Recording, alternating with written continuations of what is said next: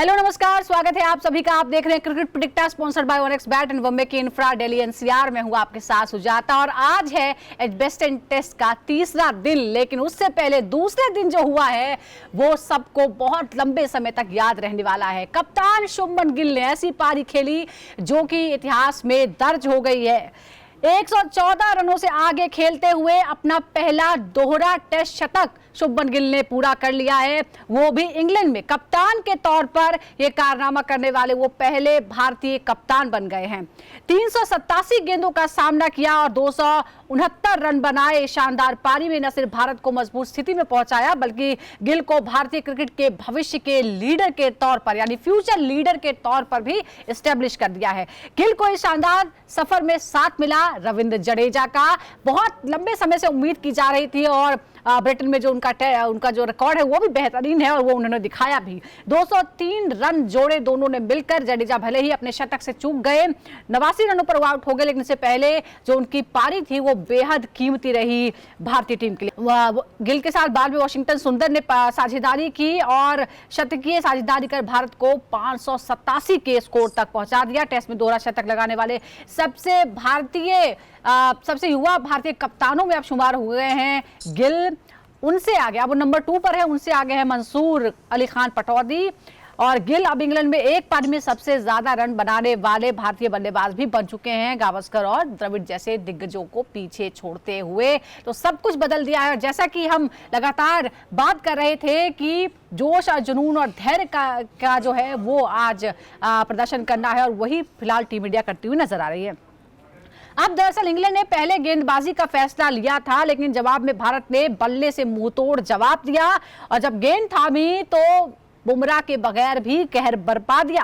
Debutant आकाशदीप ने back to back 2 wicket हासिल किए। डकेट और पोप को बिना खाता खोले ही चलता कर दिया। फिर मोहम्मद सिराज ने क्रॉली को चलता किया। इंग्लैंड की हालत ये रही कि दिन का खेल खत्म होने तक 77 पर 3 विकेट वो गवा चुकी है और अब भारत से 510 रन पीछे है। जो रूट और हैरी ब्रूक क्रीज पर टिके हुए हैं, लेकिन टीम इंडिया ने पहले ही मैच की लगाम अपने हाथों में ले ली है, साफ तौर पर ऐसा लग रहा है। और आज क्या हो सकता है और कल के खेल को लेकर क्या कहने वाले हैं, फिलहाल ये मैच किस तरफ जाता हुआ नजर आ रहा है। क्या भारतीय टीम एजबेस्टन का, बर्मिंघम का इतिहास बदलने के लिए तैयार है, क्योंकि 8 में से एक भी कोई टेस्ट आज तक जीती नहीं है, लेकिन इस बार ये पॉसिबल है। बात करते हैं, हमारे साथ 2 खास मेहमान जुड़ गए हैं। मेरे साथ जुड़े हुए हैं former cricketer and selector Sarandeep Singh and senior sports journalist ताउजिज भी।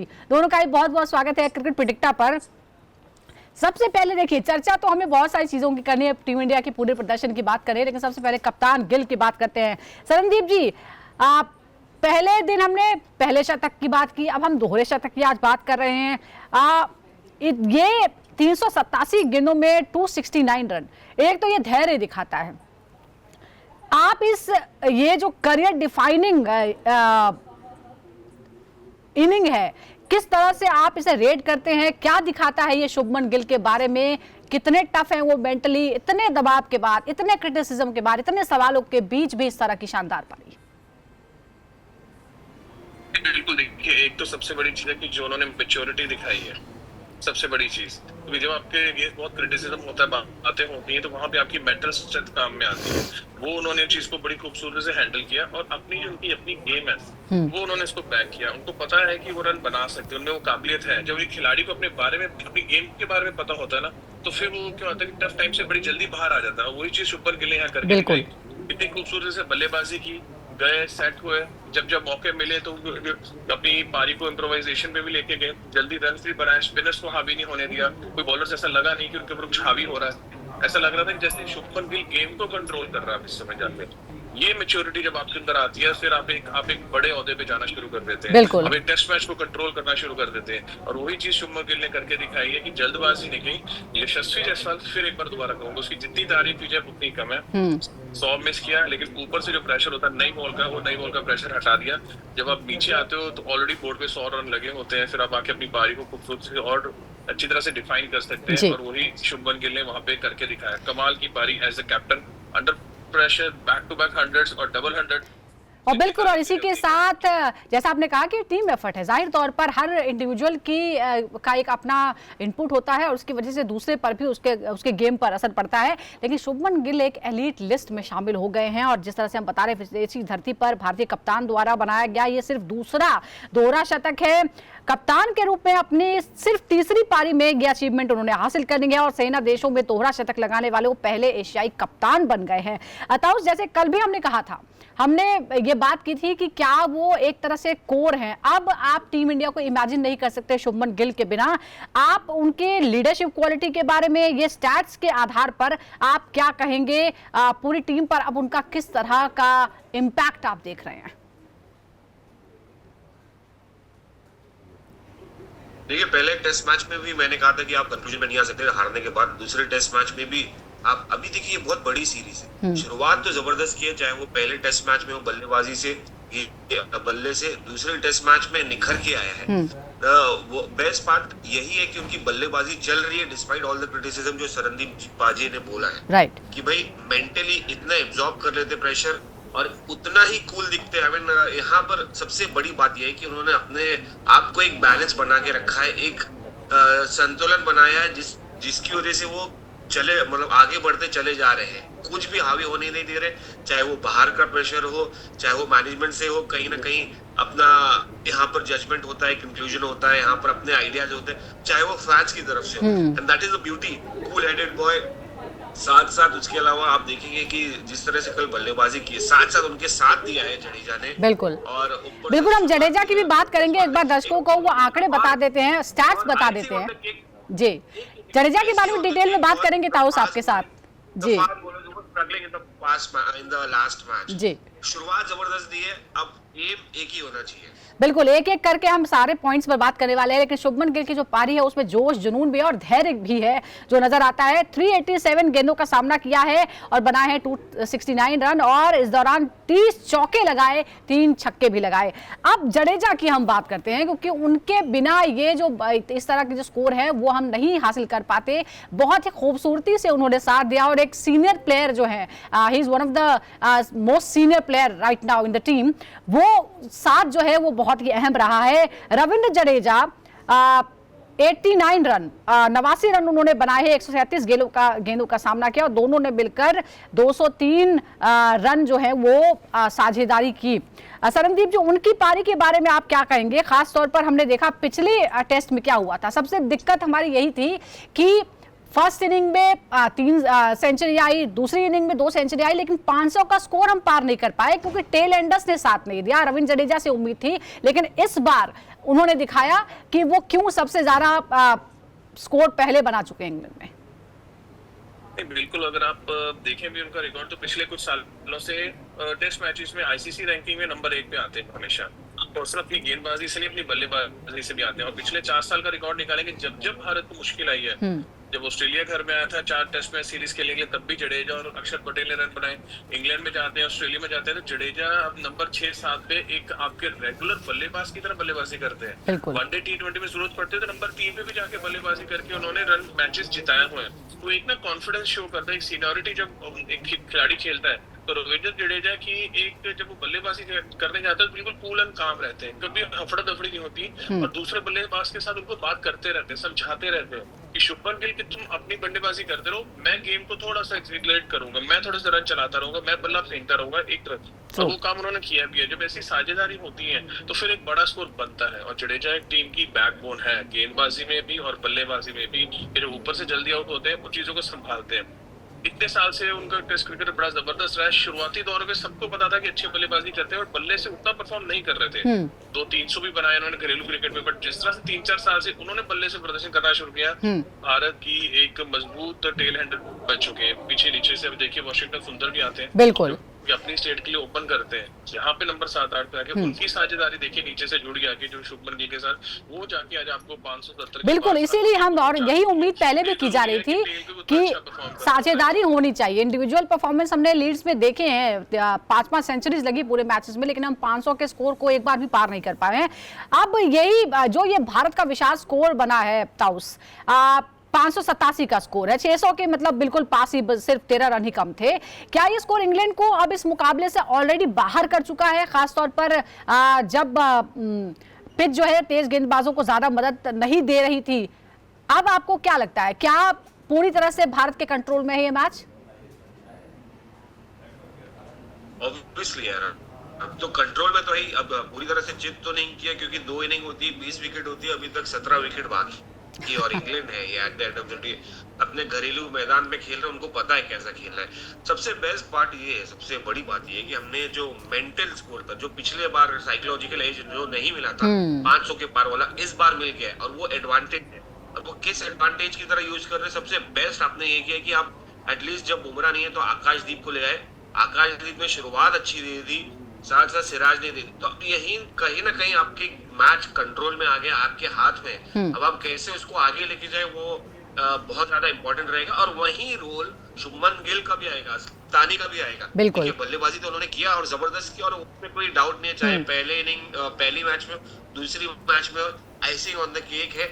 मगर अब यहाँ पर आपको 20 विकेट लेना है, वो बड़ा चैलेंज है। देखिए कंडीशंस ऐसे भी रहेंगी जहाँ पर आपको हेल्प होगा फास्ट बॉलर्स को, कंडीशंस ऐसे भी रहेंगे जहाँ पर पूरा फ्लैट रहेगा 2-2 दिन, और बड़े चांसेस रहेंगे स्कोर करने का, और इसमें इंग्लैंड पीछे नहीं रहेगी। तो आप वो कैसे करना है, अब असली परीक्षा शुरू होगी, क्योंकि एक बैट्समैन के रूप में अपने आप को साबित कर दिया है गिल ने, लेकिन अब कप्तान के तौर पर उन्हें खुद को साबित करना है जाहिर तौर पर। एक और इंटरेस्टिंग बात है, जिस तरह से सरनदीप जी हम दूसरे दिन देखते हैं, पहले दिन पूरी तरह से भारतीय टीम जो है वो हावी नजर आई, लेकिन दूसरे दिन वापसी जिस तरह से की क्रिस वोक्स ने, जिस तरह से वो सफल रहे, क्या इंग्लैंड के गेंदबाज भारत को रोकने में प्रभावी रहे, या उन्होंने, आपको लगता है कि पहले दिन जो गलतियां की थी उससे सबक ले लिया और उसकी वजह से ये हुआ?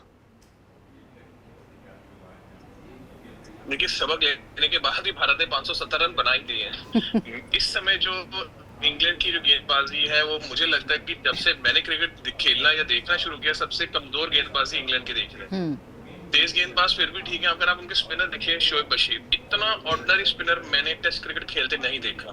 भारत में आए, उनको थोड़ा, उसके बाद फिर खेल उन्होंने 1 साल से ऊपर हो गया, और टेस्ट मैच हर बार इंग्लैंड के लिए खेलते रहते हैं, बट इंप्रूवमेंट कहीं नहीं दिख रहा।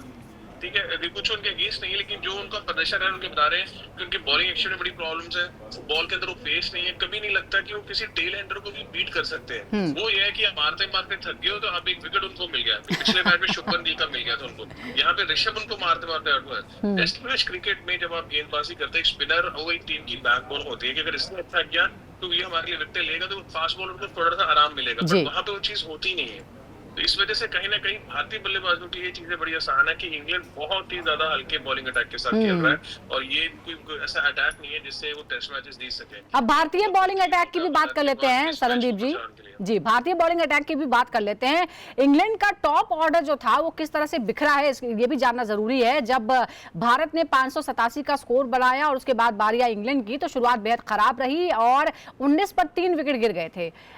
ये जो आक्रामक शुरुआत जिस तरह से मोहम्मद सिराज ने दी और आकाशदीप ने जिस तरह से बैक टू बैक 2 विकेट हासिल किए ताउस, क्या लगता है आपको कि इस तरह से टीम में चेंजेस देना या बुमराह को आराम देना, क्योंकि उस बात को लेकर बहुत सारे सवाल है, बहुत सारे क्रिटिसिज्म है कि ऐसा क्यों किया गया, क्या आपको लगता है कि वो फैसला थोड़ा सा शुरुआती तौर पर ही सही साबित होता नजर आ रहा है?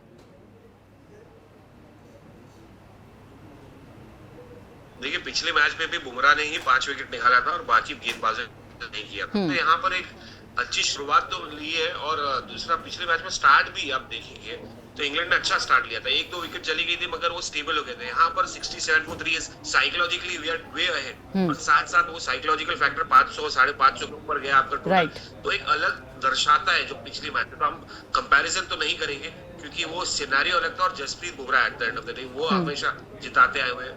यहाँ पर एक एडवांटेज ये है कि आकाशदीप बहुत ही डिसिप्लिन बॉलर है, वो wicket to wicket off stump के बाहर जैसे इंग्लैंड में डालनी चाहिए, और ये हमने गलती की शायद, अगर प्रसिद्ध कृष्णा को नहीं खिलाकर आकाशदीप को खिलाते तो सिनेरियो कुछ और ही होता। कहीं ना कहीं देखिए, एक हर बार बदलता है, हर इनिंग में एक नया सिनेरियो होता है। मैं सरनदीप जी पाजी से एक बात कहना चाहूंगा, मैं उनकी बढ़ाना चाहूंगा शोएब बशीर के बारे में कि भाई शोएब बशीर अग्रीड बहुत ही ऑर्डिनरी है। उससे बेटर मुझे लगता है जो रूट नजर आ रहे थे, जिस तरह से उन्होंने विकेट निकाली थी एक लेफ्ट हैंडर बैट्समैन की, ज्यादा बेटर ऑफ स्पिनर नजर आ रहे थे। तो कहीं ना कहीं एडवांटेज तो टीम इंडिया के पास है, और वो भी एक फैक्टर है जो शोएब बशीर या उनकी बॉलिंग कॉम्बिनेशन नहीं नजर आ। अच्छा, बॉलिंग के लिए पिच बहुत इंपॉर्टेंट है। पिच के बिहेवियर की बात करना भी ताउस और सरनदीप जरूरी है। पिच का बिहेवियर जो हम देख रहे हैं सरनदीप जी, जिस तरह से दूसरे दिन पिच, पहले दूसरे दिन बल्लेबाजों को ज्यादातर मदद की, लेकिन उसके बाद हमने देखा किस तरह से बाद में भारतीय गेंदबाजों को भी मदद देती हुई नजर आई, सफलता थोड़ी सी मिली। अब आपको क्या लगता है, जिस तरह से पिच का जो व्यवहार बदल रहा है, किसको मदद मिल सकती है? क्या आपको लगता है कि यहाँ पर स्पिनर्स को की जो भूमिका होगी अब थोड़ी अहम होने वाली है? बिल्कुल, डेफिनेटली। जैसे टॉस में बोला था कि दोनों वॉशिंगटन सुंदर को किस तरह से इस्तेमाल करते हो, रविंद्र जडेजा, अब यहाँ पे शुभमन गिल के कैप्टनसी स्किल आपको देखने को मिलेंगे आपको, कि वो कितनी जल्दी स्पिनर्स को गेम के अंदर लेके आता है। क्योंकि जब तक गेंद हार्ड रहता है ना, तो स्पिनर्स एक हार्ड गेंद के साथ करने आता है, तो फिर उसको विकेट से परचेज भी मिलता है, हेल्प भी मिलता है। और जब धूप रहती है तो विकेट पाटा भी होता है, बल्लेबाजी भी आसान रहता है। बट यहाँ पे क्या है कि इंग्लैंड के जो पहले 3 जिन्होंने सबसे बड़े रन बनाए थे, वो तीनों आउट हो चुके हैं। अब यहाँ पे हैरी ब्रूक्स के ऊपर प्रेशर है, जो रूट के ऊपर प्रेशर है कि इनको एक बड़ी पारी आज पहला सेशन तो निकालना पड़ेगा, और उसमें वो देखना पड़ेगा शुभमन गिल को अगर हो सके, अगर 2-2, 3-3 ओवर फास्ट बॉल को करवाने के बाद स्पिनर जितनी जल्दी गेम में लेंगे उतना उनके लिए बेटर होगा। क्योंकि फास्ट बॉलर मींस मुझे लग नहीं रहा कि ऐसा कुछ बल्लेबाज आपको खराब शॉट मार के अलग चीज है, क्योंकि प्रसिद्ध कृष्णा पे अभी भी कहीं ना कहीं उनके कॉन्फिडेंस के ऊपर थोड़ा सा सवाल रहेगा जरूर। अच्छा, अब इंग्लैंड की जो अभी जो स्थिति है, दोनों फास्ट बॉलर्स ने आकाश, इंग्लैंड की जो अभी पोजीशन है, इस पर भी हम बात कर लेते हैं। अभी 7 विकेट बाकी है। 400 रन बनाए तो कहीं ना कहीं वो भी टेस्ट मैच में वापस आने को देख सकते हैं। बिल्कुल, ताउस ये भी बात है जी। इंग्लैंड के पास अभी 7 विकेट बाकी है, और हम देख रहे हैं जिस तरह से अब क्या अप्रोच उसकी हो सकती है? आपको लगता है कि आप थोड़ा अग्रेसिव खेल दिखाएंगे, फॉलो और टालना भी एक बहुत इंपॉर्टेंट हो जाएगा सबसे पहले? तो अग्रेसिव खेल दिखाए तो अच्छा ही हमारे लिए, चांसेस बढ़ जाएंगे हमारे विकेट्स लेने के, और उनका बैट्स बॉल अप्रोच है वही है तो मजा आएगा। क्योंकि देखिए एट द एंड आपके पास एक बड़ा टोटल है, और ये भी नहीं है कि आप क्वेश्चन समझ के एकदम रिलैक्स हो जाओ और आप उनको मार देते हैं, ऐसा भी नहीं हो सकता। You have to be on the toes, follow on तो कराना है। देखिए कितना भी आप वो कर ले कि आपके पास फ्रेश बॉलर्स है, आकाशदीप है, मोहम्मद सिराज है, और प्रसिद्ध कृष्णा है, फ्रेश है, और इंग्लिश कंडीशंस बेस्ट पार्टी है कि यार ऊपर ज्यादा गर्म नहीं जो इंडिया में होता है, ह्यूमिडिटी नहीं, फॉलो ऑन कराना है। लेकिन क्या वाकई हम अपने बॉलिंग को लेकर उतने कॉन्फिडेंट हैं? गेब एक जो है ना, वो इंपॉर्टेंट सवाल होगा कप्तान के मन में भी। एक और अहम सवाल है, जो हमने टेल एंडर्स की बात की सरनदीप जी, आपको लगता है कि जिस तरह से लीड्स में बिखराव देखने को मिला, हमने पहले 41 रन पर विकेट खोए, 6 विकेट, और उसके बाद इस तरह से 31 रन पर हमने ये विकेट खोए थे, क्या आपको लगता है कि उसकी गलतियों से भी सबक लिया है? हमने देखा है कि बैटिंग की प्रैक्टिस थोड़े हमारे बॉलर ज्यादा करते हुए नजर आए थे। देखिए आपके जो टेल एंडर थे दोनों ही बड़े अच्छे इस टाइम जो आए ना, रविंद्र जडेजा और वॉशिंगटन सुंदर, वो दोनों ही बड़ी अच्छी बल्लेबाजी करते हैं। वॉशिंगटन सुंदर जैसे मैंने कहा, वो तो टेस्ट मैच जब तमिलनाडु के आते हैं तो ओपन करते हैं, तो उनको रन बनाने आते हैं, उन्होंने 100 रन बना रखे हैं। तो अब ये कह सकते हैं कि ओपनर नंबर 8 पे आपके बल्लेबाजी कर रहा था, ठीक है। मोहम्मद सिराज कितना कर सकता है, या आकाशदीप, वो तो आके अपना बल्ला घुमाएंगे, अगर लग गए तो वो आपको 20-25-30 रन दे सकते हैं। लेकिन नंबर 8 तक एक प्रॉपर बल्लेबाज अगर बल्लेबाजी कर रहा है, इस वजह से आपको इस टेस्ट मैच में जब हमने देखा कि हमारी टेल इतनी मजबूत क्यों लगी, वो टेल जो प्रॉपर बल्लेबाज थे, ऑलराउंडर खेल रहे थे, जब तो हमने एक डेप्थ बनाई है कि नीचे बिल्कुल डेप्थ बनाई है, और ये चेंजेस जो हैं वो फिलहाल पॉजिटिव रिजल्ट देते हुए नजर आ रहे हैं। लेकिन आज है नंबर 3 ताउस, नंबर तीसरे दिन क्या आपको नजर आ रहा है? स्ट्रेटजी क्या होगी दोनों टीमों की तरफ से? क्या इंग्लैंड का बेसबॉल क्रिकेट देखा है, भारत जो आक्रामक गेंदबाजी कर रहा है वो कंटिन्यू रहेगी? मैं टेल एंडर की एक सेकंड में बात पूरी करूं। टेल एंडर बॉलिंग कर ले, बहुत नहीं चाहिए उनसे। देखिए इंपॉर्टेंट बात ये है कि भाई आपको बल्लेबाजों को, गेंदबाजों को यहाँ पर इंडिया को बहुत ही जबरदस्त सटीक लाइन डालनी है, प्रेशर पे बनाना है, और विकेट्स निकालनी है। ज्यादा से ज्यादा कोशिश करें, आज 15 विकेट निकाली दे, आज ही मैच खत्म कर दे अगर हो सके तो। मगर उतना आसान नहीं रहेगा, क्योंकि इंग्लैंड है अभी शायद थोड़ा सा अपना अप्रोच चेंज करेंगे। अगर वो अप्रोच चेंज नहीं किया, अभी वही बैट्समैन यूज किए, तो कहीं ना कहीं चांसेस ये है कि हमारे विकेट ज्यादा जल्दी मिल जाए। तो कहीं 17 विकेट आप कोशिश करें, 10 विकेट ले ले, कोशिश करें 12 विकेट ले ले, गेम लेके चले, क्योंकि आपने अगर जरा से भी ढील दे दी, बिल्कुल ढील नहीं देनी है। जो गलतियां लीड्स में की हैं वो नहीं करनी है और यही सबक लेकर टीम इंडिया फिलहाल खेल रही है। चेंजेस जो है वो पॉजिटिव रिजल्ट देते हुए नजर आ रहे हैं।